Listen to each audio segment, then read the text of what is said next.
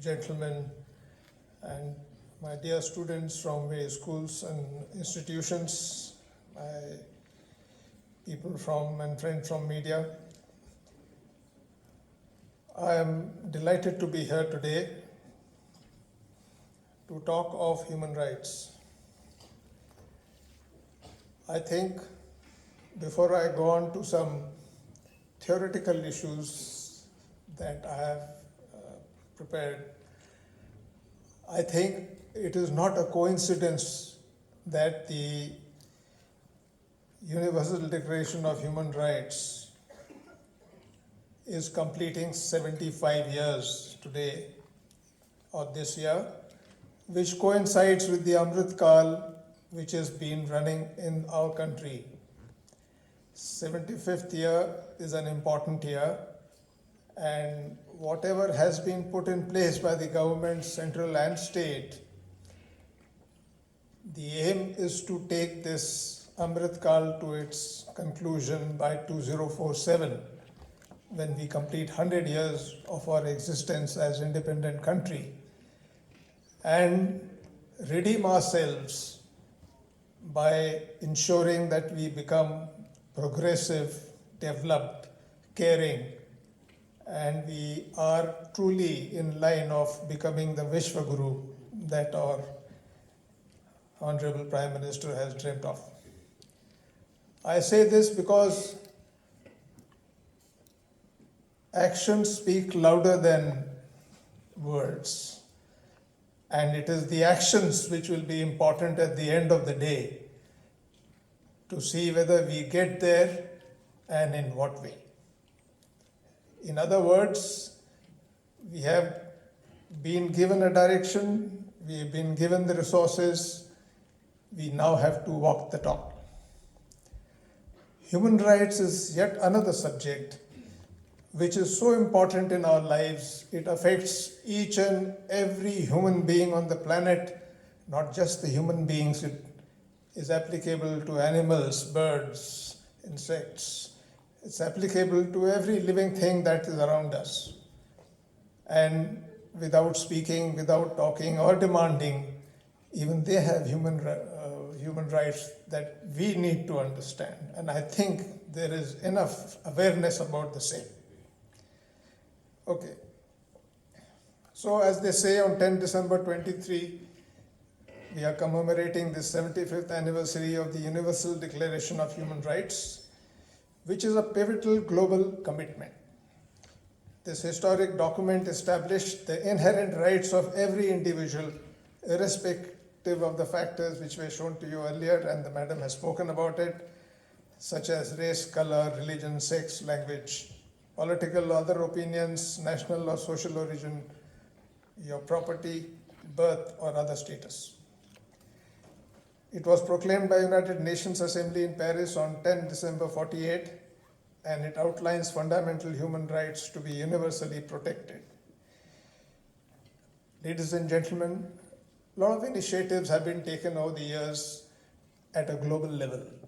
And I think United Nations, which was formed after the Second World War, was an organization where the countries felt that we cannot be perpetually in a state of war. We need peace, we need cooperation, we need collaboration, and that is the way we want to lead our lives. So the UN came into being, and through the UN, various developmental agencies emerged, UNDP emerged, and they are doing a human service all through the globe. If there was ever a moment to rekindle the hope of human rights for every person, I think it is now. When you look around yourself, the last decade or 2 decades, it has been decades of conflicts, decades of disagreements, decades of terrorism, decades of all kinds of things which are unwanted. And all these activities which have happened over the last 2 decades really put the focus on human rights.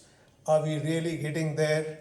Are we ensuring the human rights for ourselves and for our brothers and sisters, for our nation and for our brother nations and neighbors?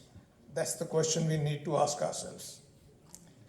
At this moment, and beyond the year of commemoration of one of the world's most groundbreaking international commitment, we reinvigorate the Universal Declaration of Human Rights, showing the ways it meets the needs of our time and advancing its promises of freedom, equality, and justice for all. The Declaration is a life guide which encompasses 30 articles that address the rights and benefits which have been realized by many, yet a lot of people remain outside the reach. These include access to education, fair play, voting rights, health care, and so on. As per the Universal Declaration of Human Rights, they are intrinsic to all individuals, transcending from nationality, residence, gender, and other distinctions.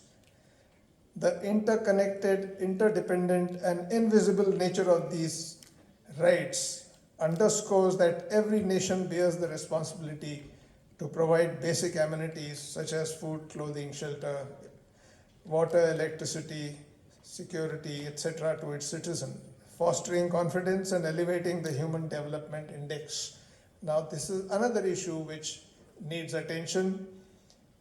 Today, when we compare nations and their performances, we compare it many ways. And economically, you say what is the GDP, and when you're looking at human development indices, it is all about providing basic facilities and services to the citizen of the country. Yet again, it was a small country like Bhutan, when their representative at the United Nations brought out a new term. He says we are a small, poor country, but we are developing ourselves. Therefore, we should not be measured on the rate of GDP, but on GNH, that is gross national happiness. I think this gross national happiness was a catchword. It relates so much to the human rights of the people of that country. If the country is happy, it is because the human rights of that country are being ensured, maintained, and delivered. And I think that's something that we should take home. India, the world's second most populous country with a majority residing in rural areas, faces challenges like misuse of power, poverty, social inequality, sometimes leading to this deprivation of basic human rights. The National Human Rights Commission and the State Human Rights Commission play a crucial role in safeguarding these rights by raising awareness amongst the citizens. This issue has also been spoken of. We have been looking at Panchayat Raj, we've been looking at local bodies, we have been looking at other institutions which ensure that human rights of people in all spheres are being maintained. While human rights, which is 75 this year, is an initiative whose three main goals focus on universality, it's applicable to all, progress, and engagement under the leadership of UN human rights. It is a universal kind of an activity. This is applicable at the national level and the state level as well. The role of local governments in India is pivotal for implementing sustainable development goals. We are seeing this happen today, and I must draw your attention to the fact that the type of yojanas that have been propagated by the central government and the state government, they transcend all spheres of education, health, communication, infrastructure, and what have you. It is a very bold step taken by the government to ensure the human rights of every citizen of this country. Ladies and gentlemen, and dear children, I want you to understand this aspect, that it is for the first time in an organized manner that every citizen individually is being targeted to ensure that he gets the benefits which are available in the country. 15th of the 17 Sustainable Development Goals relate to activities undertaken by local self-governments. Rural development in India should prioritize these goals for an equitable and inclusive society focusing on poverty reduction, zero hunger, good health, quality education, gender equality, clean water, sanitation, affordable, clean energy, decent work, economic growth, industry, innovation, infrastructure. All that I have said is practically being addressed. Practically. Reduced inequality, sustainable cities, responsible consumption and production, climate action, life below water, life on land, peace and justice, and partnerships to achieve these goals. This is an effort which is being made within our country and also in our state, which directly relates to ensuring human rights of everybody. Again, human rights is a very large concept. It encompasses every possible activity in our lives. Right from the time we are born till we pass, we engage in so many things. And every aspect requires you to be yourself, you to be what you should do and can do. And that's why I just want to give you a quote. It says, "My silence has not protected me. Your silence will also not protect you."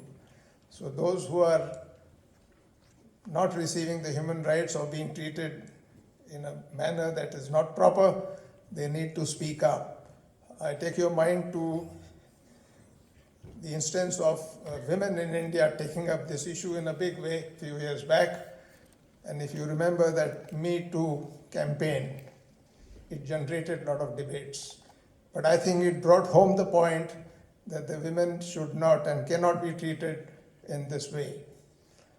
We are happy that this year itself, last month, we celebrated the Constitution Day in Arunachal at Itanagar, and the speaker was kind enough to term it as a Pink Constitution Day. This was done in honor of the Women's Empowerment Bill that was passed in the Parliament earlier. I think it's a big step, and dignity and protection of women and girl child is one of the major issues which will ensure us to have a better life. Okay, coming back, if there was ever the grassroots democracy is something that has to be dealt with at the state level.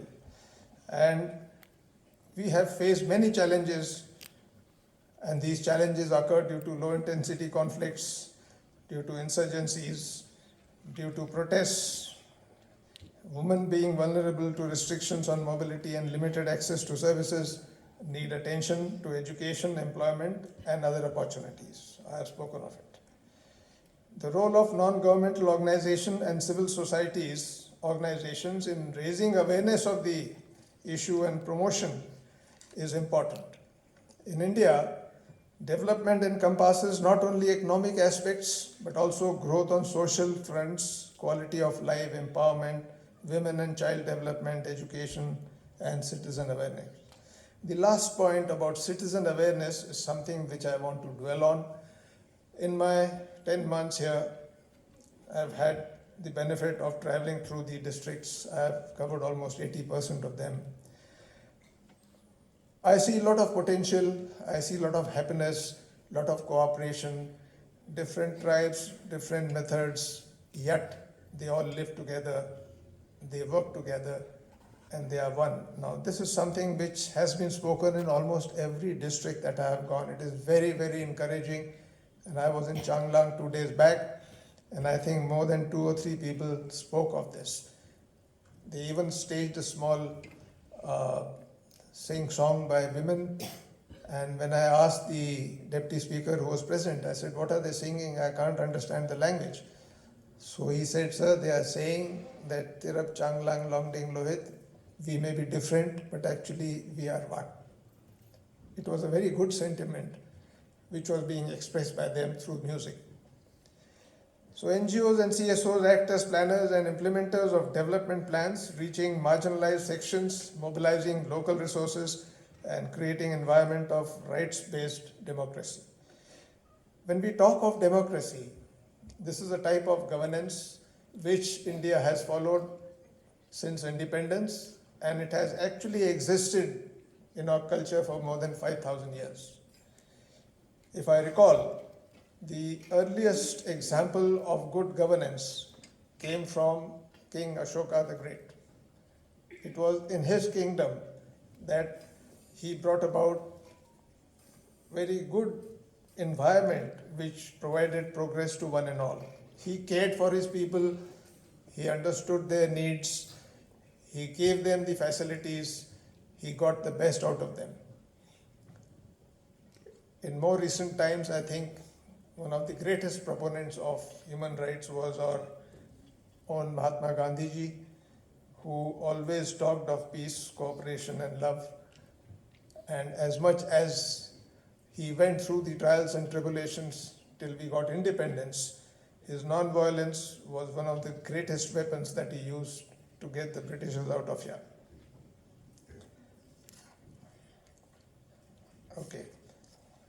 So it is encouraging to note that the spirit of human rights is fully ingrained in various yojanas which are being implemented by the government of India towards elimination of poverty, availability of essential services, ensuring dignity and support of women, girl child, and integrating the backward and tribal population as part of Viksit Bharat Sankalp Yatra. Ladies and gentlemen, I am also tempted to put before you some of my experiences that I have had in my long service as regards the human rights. Now, there are a fair amount of challenges which the human right issue faces. First and foremost is the type of governance that you have. There are countries who have autocratic, they have authoritarian governments. Some have democracy, but that democracy is kind of misused democracy. It is one way. We have a participative democracy where people have, in our constitution, we have put fundamental rights for everybody, and we have even put the fundamental duties. Most of us are only braying about the rights and not worrying about the duties. Therefore, fundamental rights and human rights, if they have to be exercised, there is a need of a system from top to bottom which should create an environment wherein the human rights will be an inherent part of governance. So you need a government which is sensitive to its citizens. You need a government which has a vision, which has a plan, and which cares for all. While all this is happening, there are elements in the society who are never happy with whatever they have. They are criminals, they are murderers, they are swindlers, they are people who use technology for the wrong reason. So there is a lot of negativity which has spread because of the developments that the world has gone through in the last 1 century or more. So you have a challenge to compete with those elements who are negative, who are going backwards, and who are a nuisance to the society, while ensuring that the human rights of your citizens are intact. And a stark example in our country has been various insurgencies and insurrections that have taken place since independence. Now, I quote this example because I think the students here need to understand the dynamics. I had the privilege of being in places where these insurgencies took place, and the armed forces were required to assist the government in quelling them or putting them down. Now, it's a strange situation. I'll give you 1 or 2 examples. The armed forces, the paramilitary forces, and the police all face this problem. They have to maintain law and order. We have to maintain the security of the borders. Therefore, anything which is deterrent, anything which is negative has to be taken care of. Our earlier times, the notion was the only way to take care of them was to use force, was to be very harsh on them, was to eliminate them. So we saw insurgencies in Mizoram, but by that time, by late 50s and 60s, the army had got used to dealing with such things. And I think it was in the armed forces that we invented a lot of restrictions imposed on ourselves. Every operational order, last line was no human right violations, no collateral damage. It's not an easy thing. When you lead a group of 10 or 15 or 20 soldiers into an area for an operation, he doesn't know whom he is fighting. He doesn't know why he is fighting them if they are your own countrymen. And when we lose such young soldiers, the others ask us, sir, whose war are we fighting? Why have you put us in this situation where our hands are tied, but the other person can shoot us? These were very difficult questions which were being asked in the beginning. So we had to find ways and means to combat it. And over a period of time, we resolved Mizoram, we resolved Nagaland, we resolved Assam. It's not fully resolved, but I think a major part of these insurgencies is the past now. But the biggest challenge came in two places. One was J&K and the other was the Maoist insurgency, which spanned like a red crescent from Jharkhand right down to Tamil Nadu, Andhra.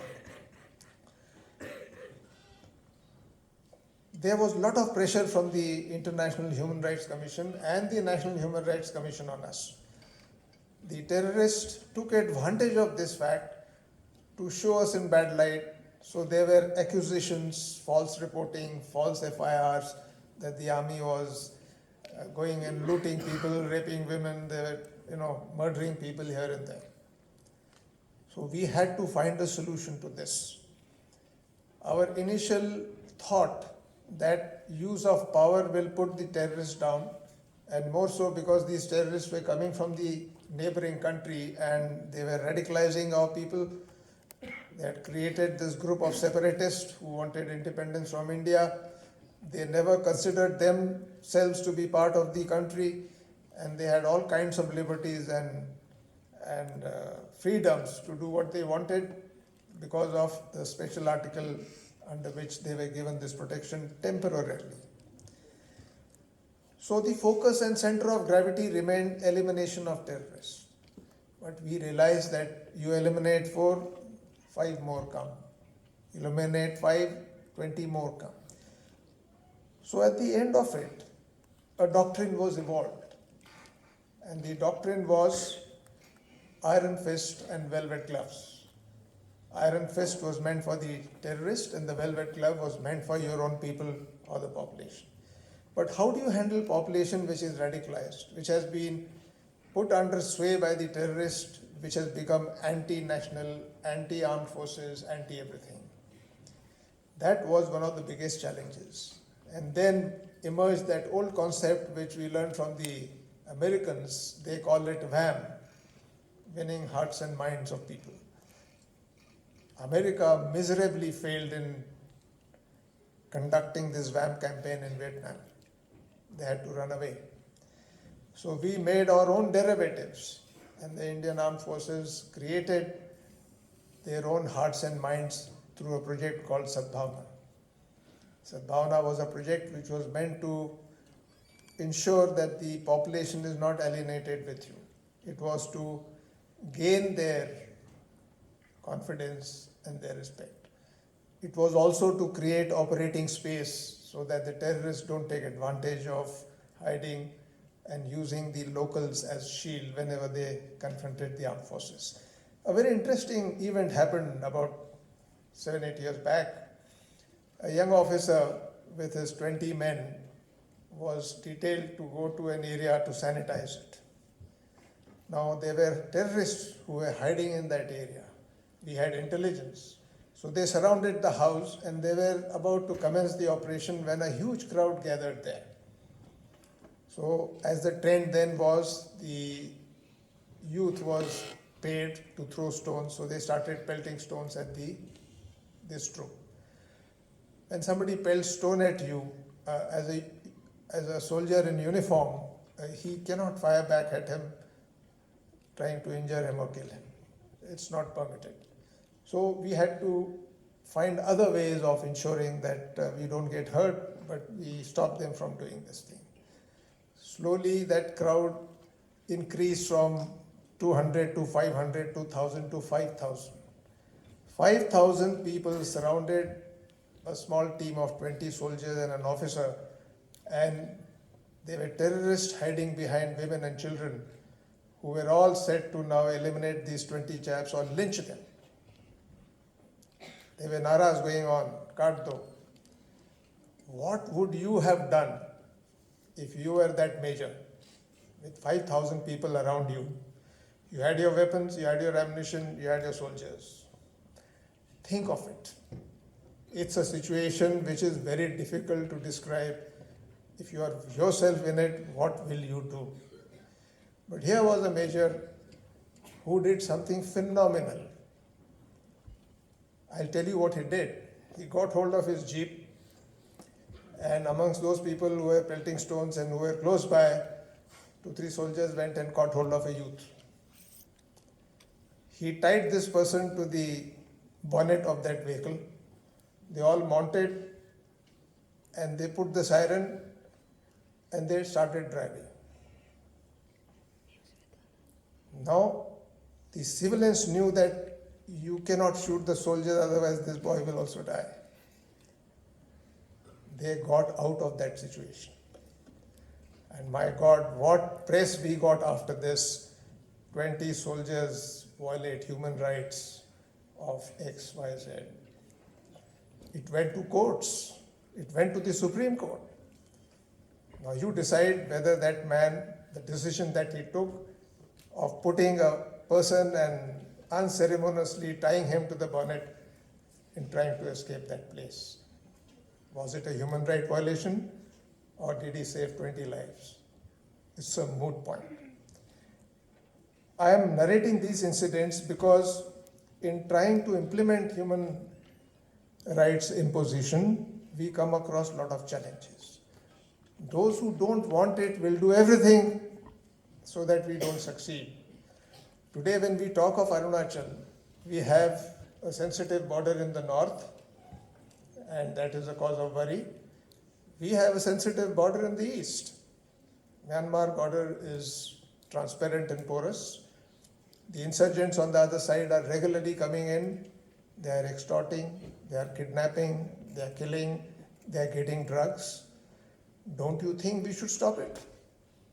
I think we have to. We cannot live with a situation that, oh, they are few and far between cases. No, that is serious.